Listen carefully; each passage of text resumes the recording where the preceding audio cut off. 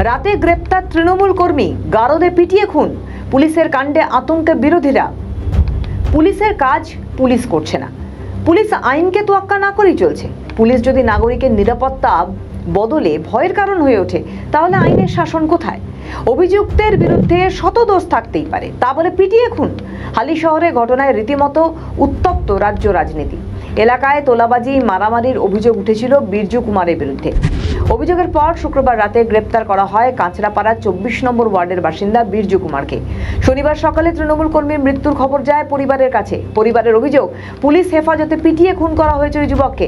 তদন্তের দাবি জানিয়ে সরব পরিবারের লোকেরা। জানা গিয়েছে, শুক্রবার ভোররাতে ওই যুবককে অসুস্থ অবস্থায় লকআপে পড়ে থাকতে দেখেন হালিশহর থানা পুলিশ।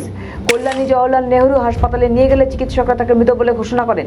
তৃণমূলের প্রাক্তন কাউন্সিলর কি বলেছেন শোনাবো। কর্মী ছিলাম আমি, একজন প্রাক্তন কাউন্সিলর কাঁচরাপাড়া 23 নম্বর ওয়ার্ডে। তো আমার হাজবেন্ডকে এই পার্টিগত কারণেই ওরা অ্যারেস্ট করেছিল কালকে সকালবেলা। কাল সকালে মেডিকেল করানো হয়। কারা অ্যারেস্ট করেছিল? কোন থানা? হালিশহর থানা। তারপরে মেডিকেল করানো হয়, ওই ধরুন 11টা নাগাদ এরা মেডিকেল করাতে নিয়ে যায়। তারপরে নিয়ে আসে সন্ধেবেলা। আমি যখন দেখা করতে যাই, জামা কাপড় দিতে যাই, রাত্রিবেলা ওই 10টা নাগাদ আমার সঙ্গে ওর দেখা হয়। ও লকআপের ভিতরে ছিল, আমি বাইরে ছিলাম। তখন সে সুস্থ। আর যদি মেডিকেলি কোনো প্রবলেম থেকে থাকে, তাহলে তো থানার উচিত ছিল আমাদেরকে জানানো।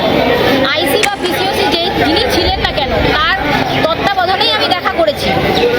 কিন্তু এক রাতের মধ্যে দেখুন, হাতে পায়ে দাগ আছে, তারা হাতে পায়ে বেঁধে নির্মমভাবে পিটিয়েছে।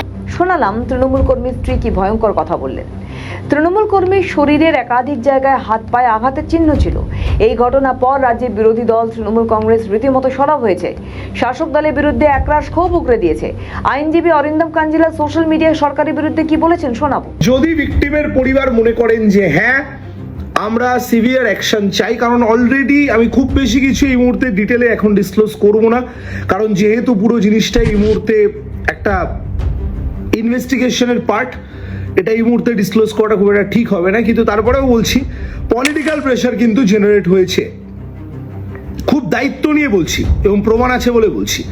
কিভাবে হয়েছে, কি জেনারেট হয়েছে, আমি এখনই ডাইরেক্ট ডিসক্লোজারে যাব না, কারণ সেটা গেলেও ইনভেস্টিগেশনে হ্যাম্পার্ড হতে পারে বা ইনভেস্টিগেশনটা ডিস্ট্রয় হতে পারে বা ট্যাম্পার্ড হতে পারে। সেই কারণের জন্য আমি খুব বেশি ডিটেল ইনফরমেশন ডিসক্লোজ করছি না এই মুহূর্তে। তবে একটা জিনিস মাথায় রাখবেন, এই জল কিন্তু অনেক দূর গড়াবে।